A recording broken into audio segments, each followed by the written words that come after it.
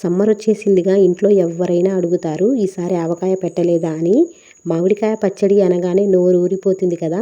కానీ చాలామందికి ఒకే సమస్య, పచ్చడి కొన్ని రోజులకే మెత్తబడిపోతుంది, రంగు మారుతుంది, రుచి కూడా బ్యాలెన్స్గా ఉండదు. అసలు ఇలా ఎందుకు అవుతుందో మీకు తెలుసా? సరైన కొలతలతో ఎలా వేసుకోవాలి, పులుపు కారం అన్నీ పర్ఫెక్ట్గా బ్యాలెన్స్గా ఎలా రావాలి, ఈరోజు వీడియోలో నేను చెప్పబోయే చిన్న చిన్న టిప్స్ ఫాలో అయితే మీ ఆవకాయ సంవత్సరం పాటు అలాగే ఉంటుంది. మామిడికాయ ముక్కలు కూడా కరకరలాడుతూ ఉంటాయి. అదే కలర్, అదే టేస్ట్, ఎలాంటి మార్పు రాదు. అన్నీ స్టెప్ బై స్టెప్ క్లియర్గా చూపిస్తాను. ఏ కాయ తీసుకోవాలి, ఏ కారం వాడాలి, ఎలా కలపాలి, ఎలా స్టోర్ చేయాలి అన్నీ క్లియర్గా చూపిస్తాను.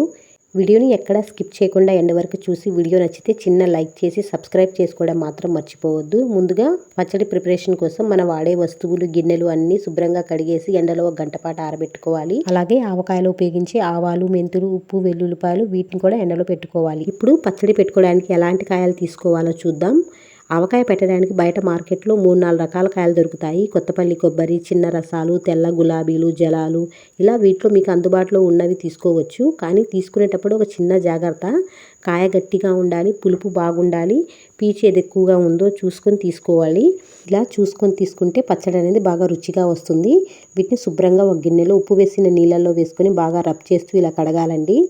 ఇలా చక్కగా 1-2 సార్లు బాగా కడిగేసుకొని ఒక కాటన్ క్లాత్ పై పెట్టుకొని తడేమీ లేకుండా క్లీన్గా తుడుచుకోవాలి. అసలు ఏమాత్రం తడి లేకుండా చూసుకొని తుడుచుకోవాలండి. ఇలా తుడిచేసుకొని ముచ్చికల దగ్గర బాగా తడి ఉంటుందండి.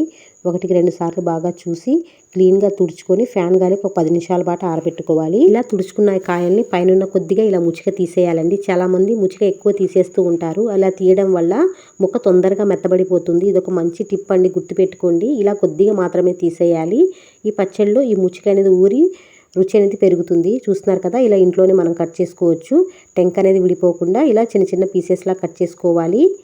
ఇలా టెంకని తీసేసి మనకు నచ్చిన సైజులో మరీ పెద్దవి కాకుండా మరీ చిన్నవి కాకుండా ఇలా కట్ చేసుకోవాలి. అన్ని మామిడికాయ ముక్కలకి ఇలా టెంక వచ్చే విధంగా చూసుకొని కట్ చేసుకోవాలి. అన్నీ ఇదే విధంగా కట్ చేసుకొని రెడీగా పక్కన పెట్టేసుకోవాలి. ఇప్పుడు ఈ మామిడికాయ ముక్కల పైన జీడి మొత్తాన్ని తీసేసుకొని టెంక పైన లేయర్ని కూడా తీసేసుకోవాలి. చూస్తున్నారు కదా, ఇలా లేయర్ అని చక్కగా వస్తుంది. టెంక కూడా బాగా కట్టింది చూడండి కాయలు. ఇలా లేయర్ని మొత్తాన్ని తీసేసి ఒక కాటన్ క్లాత్తో చక్కగా తుడుచుకోవాలండి. మళ్ళీ నీళ్లు పెట్టి కడగడం అలాంటివి ఏం చేయకూడదు. అన్నీ క్లీన్గా ఇలా తుడిచేసుకొని అన్ని పీసెస్ అనేది ఒకే సైజులో వచ్చే విధంగా చూసుకొని కట్ చేసుకోవాలి. ఇలా తుడుచుకున్న ఈ ముక్కల్ని ఫ్యాన్ గాలికి ఒక అరగంట పాటు చెమ్మేమీ లేకుండా ఆరబెట్టుకోవాలండి.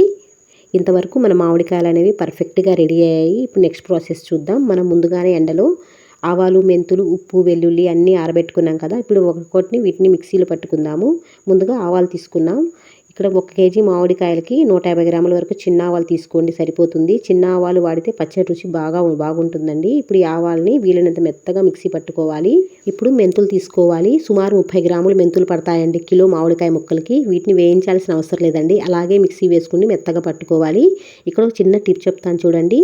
1 టేబుల్ స్పూన్ మెంతులు తీసి పక్కకు పెట్టేసుకొని మిగతావి మిక్సీ పట్టుకోవాలి. అలాగే కల్లుప్పును కూడా మిక్సీ పట్టుకోవాలండి.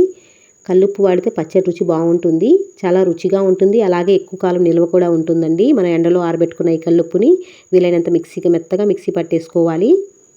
చూస్తున్నారు కదా, ఈ ఉప్పును కూడా మిక్సీ పట్టేసుకొని పక్కన పెట్టేసుకోవాలి. ఇప్పుడు వెల్లుల్లిపాయలు తీసుకోవాలి. వీటిని పొట్టు తీయకుండానే అలానే వేయాలి. కొంతమంది పొట్టు తీసేసి వేస్తారు, కానీ అలా వేయొద్దు. అలా వేస్తే పచ్చడి త్వరగా మెత్తబడిపోతుంది, రుచి కూడా అంత బాగుండదు. పొట్టుతో పాటు వేస్తేనే నూనె బాగా పీల్చుకొని పచ్చడి మంచి రుచి వస్తుంది. ఇది అమ్మమ్మ చెప్పిన చిన్న సీక్రెట్ టిప్ అండి. ఇందులోంచి ఒక గుప్పెడు తీసుకొని కచ్చాపచ్చాగా మిక్సీ పట్టేసుకొని పక్కన పెట్టేసుకోవాలి. ఇప్పుడు పచ్చడికి చాలా ఇంపార్టెంట్ అయిన కారాన్ని చూద్దాం. ఇక్కడ 150 గ్రాముల వరకు కారాన్ని తీసుకుంటున్నాను. ఇది ఇంట్లో పట్టించుకున్న కారమేనండి.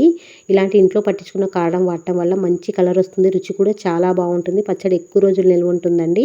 ఇలా అన్నీ రెడీగా పెట్టేసుకుంటే మన ఆవకాయ అనేది సింపుల్గా పట్టేసుకోవచ్చు. ఇప్పుడు మామిడికాయ ముక్కల్ని కొలుచుకుందాము. ఇక్కడ నేను గిన్నె తీసుకున్నాను. అన్నీ ఒకే గిన్నెతో కొలుచుకుంటే మనకు పర్ఫెక్ట్ మెజర్ వస్తుంది.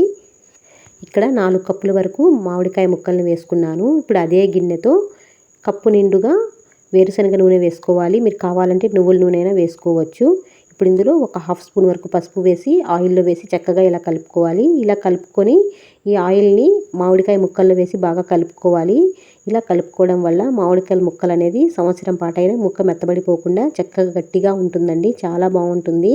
ఈ టిప్ని ఒకసారి ఫాలో అయ్యి చూడండి. ఈ ఆయిల్ మొత్తం ఈ మామిడికాయ ముక్కలకి పట్టే విధంగా చక్కగా ఇలా కలుపుకోవాలి. దీన్ని ఇప్పుడు పక్కన పెట్టేసుకొని ఇప్పుడు మనం ఏ గిన్నెతో అయితే మామిడికాయ ముక్కలు కొలుచుకున్నామో అదే గిన్నెతో కప్పు నిండుగా పచ్చళ్ళ కారాన్ని తీసుకోవాలి. చూస్తున్నారు కదా, ఇలా నిండుగా తీసుకోవాలండి. 4 కప్పుల మామిడికాయ ముక్కలు అయితే 1 కప్పు నిండుగా కారం తీసుకోవాలి.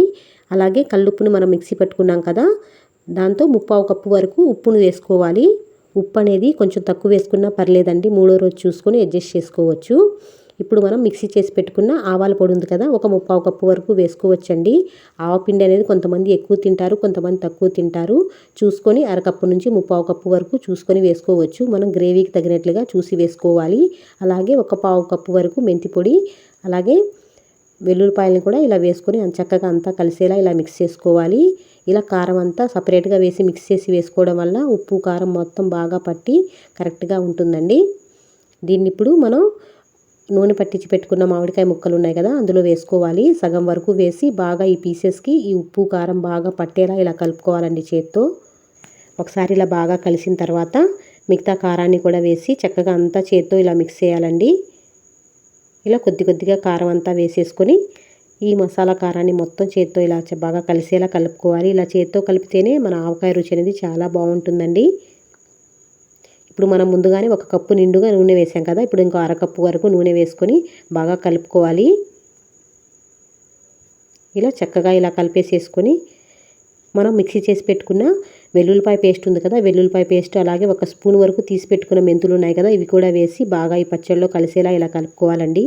ఇలా వేయడం వల్ల మంచి రుచి వస్తుంది, మంచి సువాసన వస్తుంది, అలాగే మంచి గ్రేవీగా కూడా ఉంటుందండి. ఒకసారి తప్పకుండా స్కిప్ చేయకుండా ఇలా వేయండి.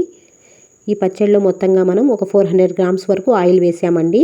ఈ పచ్చడిని మనం ఇప్పుడు జాడీలోకి ఎత్తి పెట్టుకుందాం. జాడీని శుభ్రంగా కడిగి ఎండలో ఒక అరగంట పాటు ఆరబెట్టుకున్నాం కదా, ఈ జాడీలో అడుగున కొద్దిగా ఆయిల్ వేసి ఇలా స్ప్రెడ్ చేసుకోవాలి. ఇలా స్ప్రెడ్ చేసుకున్న తర్వాత మనం రెడీ చేసి పెట్టుకున్న ఆవకాయని ఈ జాడీలోకి ఇలా ఎత్తి పెట్టుకోవాలి.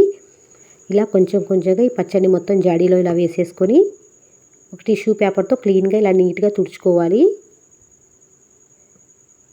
చూస్తున్నారు కదా, నీట్గా ఇలా తుడిచేసుకొని మూత పెట్టేసి గాలిపోకుండా ఒక క్లీన్ క్లాత్తో చక్కగా ఇలా కట్టేసుకోవాలి. ఎవరు టచ్ చేయని ప్లేస్లో ఒక పక్కగా 3 రోజుల పాటు కదపకుండా అలా వదిలేయాలి. 3 రోజుల తర్వాత పచ్చడి చక్కగా ఊరి ఎంత కలర్ఫుల్గా కనిపిస్తుందో చూడండి. 3 రోజుల తర్వాత చూపిస్తున్నాను చూడండి, పచ్చడి ఎంత బాగా ఊరిందో. నూనె కూడా చక్కగా పైకి తేలింది. ఇప్పుడు ఈ పచ్చడి మొత్తాన్ని కూడా మళ్ళీ కలుపుకోవాలన్నమాట.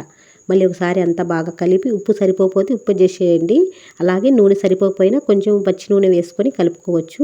పచ్చడిని మాత్రం స్టోర్ చేసుకునేటప్పుడు ఒక చిన్న టిప్ మాత్రం గుర్తుపెట్టుకోవాలండి. పచ్చడిని స్టోర్ చేసేటప్పుడు నూనె పైకి కనిపించేలా ఉండాలి. అప్పుడే పచ్చడి ఎప్పుడు మెత్తబడదు, పాడవదు. సంవత్సరం పాటు కూడా చక్కగా చాలా టేస్టీగా ఉంటుంది. ఇప్పుడు మనకు కావాల్సినంత ఒక చిన్న జాడీలో తీసుకొని మిగతాది అలాగే స్టోర్ చేసుకోవచ్చు. అంతేనండి, మన అమ్మమ్మలు చేసే విధంగా ఈ కొలతలతో ఒకసారి ఆవకాయ పెట్టి చూడండి. ఇంట్లో అందరూ వావ్ అంటారు. ప్రతి సంవత్సరం ఇదే రెసిపీ ఫాలో అవుతారు. ఇలాంటి పాత రోజులు రుచులు మన పిల్లలకు కూడా పరిచయం చేయాలి కదా. మీరు కూడా ఇంట్లో ట్రై చేసి ఎలా వచ్చిందో కమెంట్లో తప్పకుండా చెప్పండి. వీడియో మీకు నచ్చితే లైక్ చేయండి. ఇంకా ఇలాంటి టేస్టీ సింపుల్ మన ఇంటి స్టైల్ రెసిపీస్ కోసం మన నీలూస్ కుకింగ్ వరల్డ్ ఛానల్ని సబ్స్క్రైబ్ చేసుకోండి. మీ ఫ్రెండ్స్ అండ్ రిలేటివ్స్ కూడా షేర్ చేసి మన నీలూస్ కుకింగ్ వరల్డ్ ఛానల్లో మంచి మంచి రెసిపీస్ ఉన్నాయి చూడండి అని చెప్పండి. మీరు ఒకసారి షేర్ చేస్తే మరో నలుగురికి ఉపయోగపడుతుంది. మళ్ళీ ఇంకో మంచి రెసిపీతో నెక్స్ట్ వీడియోలో కలుద్దాం. Thanks for watching.